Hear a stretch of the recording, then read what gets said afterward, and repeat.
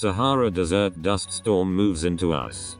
Dust lofted into the air by a few dust storms across Africa has made the 5,000-mile journey across the Atlantic, the Caribbean, the Gulf of Mexico, and it has now moved into the United States.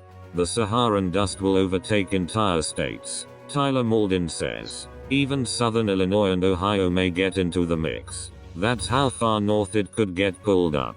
An area of higher pressure over the southeast will allow the Saharan dust layer to move into much of the Gulf Coast region over the next couple of days. Forecast models show a lighter amount of dust moving into the Gulf Coast states on Thursday morning. This week's more dense concentration, seen in images across the Caribbean, won't move fully into the southern US until later today and into the weekend.